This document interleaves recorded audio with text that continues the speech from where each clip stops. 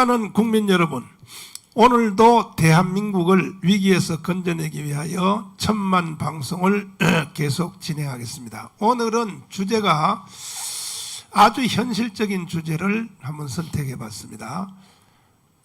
북한이 왜 이재명을 선택했는가? 북한이 왜 이재명으로 선택한 것은 확실히 드러났습니다. 건국 후에 북한이 한 번도 단 한순간도 남한에 대해서 손을 뗀 적이 없고, 남한에서 일어나는 최대의 사건 선거 개입, 이거는요 우리나라의 최초의 선거인 50선거 1948년 5월 10일 선거도 강렬하게 북한이 개입을 했습니다. 그래서 그걸 방해놓기 위하여 제주도 4.3 사건을 일으킨 거 아니겠습니까? 그리고 여순 반란 사건, 대구 폭동 답니다.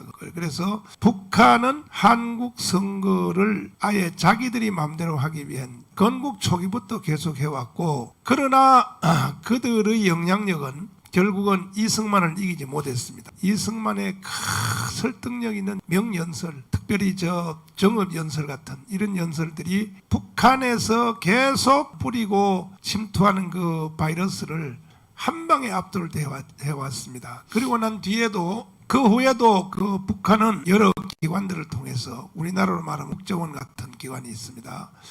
그건 하도 이름이 많이 바뀌어서 심심하면 바꿔요. 혼란을 주기 위해서. 지금은 뭘로 바뀌었는지도 모르겠어요. 문화교류국인가 이렇게 됐고, 또 우리나라의 통일부 같은 건 통일부를 통전부 여러 가지 있는데, 그러니까 한 4대 기관을 통해서 끊임없이 정찰, 총국 이런 것도 있고 우리나라의 선거를 개입을 해왔습니다. 해왔는데, 근래의 선거에는 이제 김대중 때도 김대중을 대통령으로 세우려고 북한이 총력전을 폈습니다. 그러나 전라도 임실에서 태어나셔서 북한으로 가서 간첩 교육을 받고 난파된 고정간첩 할아버지 아시죠, 여러분? 제가 다시 한번, 연세가 벌써 92살이 되셨기 때문에 빨리 돌아가시기 전에, 조영기 목사님 돌아가신 거 보니까 겁이 납니다. 그래서 돌아가시기 전에 또 그 어르신 모시고 북한의 지금 현재 전략에 대해서 또 한번 방송을 하려고 합니다. 북한은요 끊임없이 이 남한의 이 선거에 대해서 공작을 해왔는데, 그때 그 할아버지가 간첩교육 4년 받고 난파되기 전에 저녁에 막 축제를 해주고 그냥 남조선에 가서 공작을 성공하고 오면 직분을 높여주겠다, 돈을 주겠다, 오만 향을 다 베풀고 하더니 마지막 임무를 딱 부여할 때, 너는 남조선에 내려가서 김대중을 대통령으로 만들어라. 이게 이제 임무예요, 임무. 김대중 대통령 만들어라는 것이 임무. 그럼에도 그때까지만 해도 북한의 영향력이, 절대적인 영향력이 행사 못했어요. 왜냐하면 만약에 북한의 영향력 하나만 가지고 한국 선거를 마음대로 할 수 있었으면 김종필이를 사용할 필요가 없었죠. 결국은 김대중이가 대통령이 된 사건은 우파 쪽에서 극우 쪽에서 큰 한 덩어리인 김종필을 회유를 해서 김종필을 설득을 하고 김종필에게 내각제를 가지고 유혹을 해서 김종필이가 그쪽으로 붙었기 때문에 김대중이가 대통령 된 거거든요. 그래서 북한 단독 실력으로는 불가능했고, 노무현 대통령 될 때도 보면은 그때까지만 해도 북한의 단독 실력을 가지고는 한국의 선거를 좌우할 수 없었던 그 근거는 뭐냐? 정몽준이가 필요했던 거예요. 만약에 북한이 그때 마음대로 할 수 있었으면 정몽준을 사용할 필요가 없는데, 결국은 이 정몽준, 현대중공업 정몽준, 정주영 아들, 그 사람을 꼬셔가지고 후보 단일화 한다는 시도를 해서 정권이 할 수 없는, 도저히 그건 될 수도 없는 일인데 결국은 노무현이가 대통령이 되는 일이 일어났습니다. 문재인 대통령이, 대통령이라고 난 부르지도 않습니다만은, 문재인 이놈이 대통령 될 때에 드디어 한국의 도움 필요 없었어요. 북한의 단독 실력으로 문재인을 대통령 만들 수 있었습니다. 이것은 그 근거가 김경재 총재님, 지금 우리 정당에서 최고의 정치의 노하우를 가지고 국민혁명당을 지도하고 계시는 이 김경재 총재님이 김대중 대통령 때 북한에 특사로 갔지 않습니까? 김대중의 특사로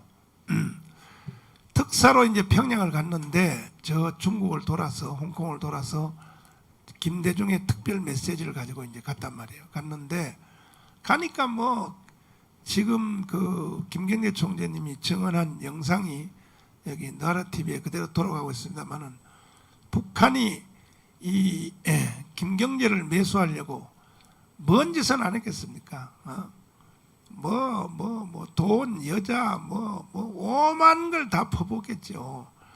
근데 이제 김경재가 안 넘어갔단 말이에요. 안 넘어가니까 하는 말이 뭐라 그랬느냐. 자, 김대중이 이번에 대통령 됐는데 이 정권을 계속 이어서 가야 되겠는데, 북한 정권으로 이어서 가야 되는데 다음 대통령, 김대중 대통령 당선된 지 얼마 안 됐는데 벌써 다음 대통령을 생각하는 거예요. 다음 대통령 선거에 김경재 총재님 보고 나올 의사가 없느냐. 나오라 이거지.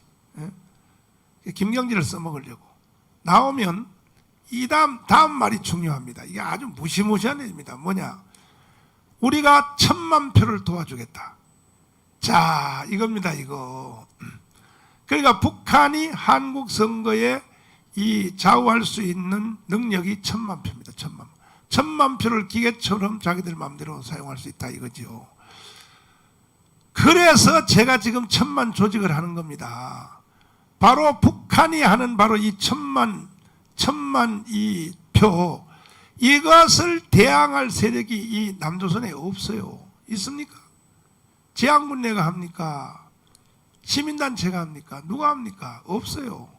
제가 그래서 1000만 조직을 할 때는 한두 가지 이유 때문에 하는 게 아닙니다. 여러 가지 정치공학 플러스 사회심리학 또 사회의 모든 그 여러 가지 이제 균형 이런 걸 다 감안해서 내가 말하는 거지. 그냥 뭐 내가 그냥 뭐 기분학상 기본적으로 하고 1000만 조직합니다 이렇게 할 줄 압니까? 아니라니까요. 그래서 우리가 1000만 조직을 하지 아니하면 대한민국의 수명은 여기서 끝나는 것입니다. 왜? 북한이 이미 1000만 명을 가지고 선거를, 남조선 선거를 장난칠 수 있는 구조를 만들어 놨다고 김경재한테 통보를 했단 말이에요. 근데 그때 김경재 총재님이 그 말을 듣고 이 새끼들이 한국의 선거에 1000만 표를 지들 마음대로 가지고 노는구나. 이걸 이제 정보를 알고 돌아와서 오히려 역으로 김대중 대통령한테 보고를 했죠. 절대로 현찰 주면 안 됩니다. 현찰 주면 쟤들이 반드시 핵무기 만들 것이고 한국을 해체시키는 데 사용합니다. 그래서 쫓겨났지 않습니까? 김대중한테 이 김경재 총재를. 근데 아직도 이 댓글에 보면 이 세상 돌아간지를 잘 모르고 공부도 안 하신 분들이 김경재 저거요 가짜 간첩입니다. 아직도 저게 위장 간첩이 이런 소리 하는 사람인데, 저도 나이가 내일 모레 70이요. 내가 사람을 못 본 줄 압니까? 그동안 또 난 사람들 다 하도 속아봐서 황교안한테도 속아봤고 박근혜 이명박한테 속아봤고 다 알아. 이제 저도 이제 아는데 그동안 내가 쭉 경험해 보니까 사람이 능력이 있든 없든 간에 제일 중요한 게 진실해야 되거든요. 사람은 진실해야 돼. 진실. 이번에도 뭐 내가 장성민 운동을 옛날에 또 전라도 세력을 갈라치려고 장성민 운동을 한참 했었는데, 이번에 또 저 국민의힘 정당에 들어가서 대통령 후보 나왔더라고요. 장성민. 그 내가 저 양반이 왜 저기 나와서 또 망신 나가려고 하냐. 사람이요 진실해야 돼요. 절대로 거짓말하면 안 됩니다. 근데 뭐 다행히도 8명 줄이는 컷오프에도 못 들어가고 떨어졌더라고요. 그래서 뭐 국민들이 어느 정도는 좀 지각이 있구나 하는 것을 제가 보게 되었습니다.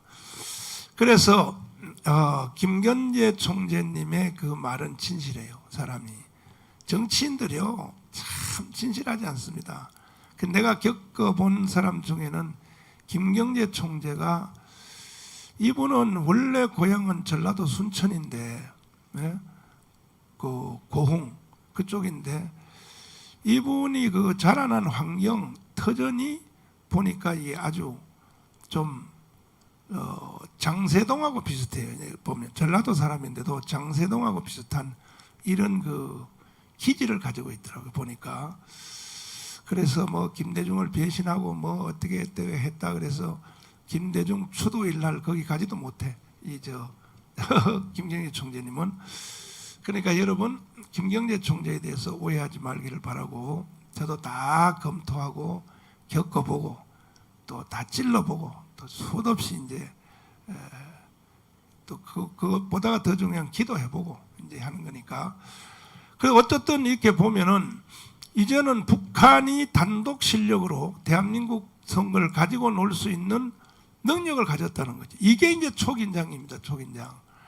그런데 북한이 가지고 있는 1000만 표 이 능력으로 이번에는 어떻게 행사하려고 하는 의도가 확실히 드러났는데, 그게 뭐냐? 북한이 3월 9일 날 대선에서 이재명을 선택한 것으로 확실히 드러났습니다. 이제 드디어. 그전에는 북한이, 저는 그것만 봐요. 더불어민주당 후보들 중에 뭐 누가 이길 것인가, 난 그런 걸 안 보고 북한이 어느 쪽으로 선택하는가, 이걸 아주 제가 촉각을 가지고 이제 봤는데, 이제 확실히 드러난 것은 북한이 드디어 이제 선택했어요. 지금 선택한 것도 아니에요. 과거에 선택했는데 드러난 것이 이제는 확실히 드러났습니다. 요게 이제 이재명을 선택했습니다. 그럼 왜 이재명을 선택했느냐? 이걸 저 나름대로 분석을 해보면, 그동안에 이제 문재인을 대통령으로 세웠단 말이에요. 북한이 세웠는데 문재인은 열심히 했어요. 북한을 위하여. 뭐 별짓 다 했는데도 북한 쪽에서는 마음이 덜 드는 거예요. 왜? 빨리 남조선을 해체하고 북한으로 갖다 바치는데 이 자식아, 왜 맨날 말이야 미국이나 왔다 갔다 하고 말이야, 유엔 총회나 왔다 갔다 하고 말이야. 그러나 연설은 또 극렬하게 해요. 제주도 4.3 사건 연설이라든지 뭐, 그게 대한민국을 해체한다는 뜻 아닙니까? 남노당의 나라로. 그 연설만 하면 뭐해? 빨리 행동하라는 거지. 빨리 끝장내라는 거지. 그러니까 이제 문재인이가, 그 문재인은 왜 그렇게 빨리 행동을 못하느냐? 미국 때문에 못해요. 문재인도. 천하의 문재인도 못하는 겁니다. 그래서 뭐 삶은 소대가리에다가 뭐 오지랖을 떤다, 뭐 별로 그렇게 북한을 위해서 충성을 다하는 문재인에 대하여 욕을 바가지로 하고요, 막 뭐 별로 욕을 다하는, 그게 마음에 안 든다 이거지. 그래서 내가 볼 때에 문재인 쪽으로는 포기를 한 것 같습니다. 북한이. 문재인 당대는 이게 이 남노당의 나라, 남조선을 해체시키고 북한에 편입하는 일이 불가능할지도 모른다. 아직도 마지막 카드 하나는 이제 민노총이 체제 대전환, 이걸 이제 마지막 시도할 것 같은데, 그럴 때 이제 대안이 뭐냐? 이재명을 통하여 이제 청소해버리자. 마지막 끝장내버리자. 그러니까 이재명은요, 문재인하고도 또 다르다고 봐야 됩니다.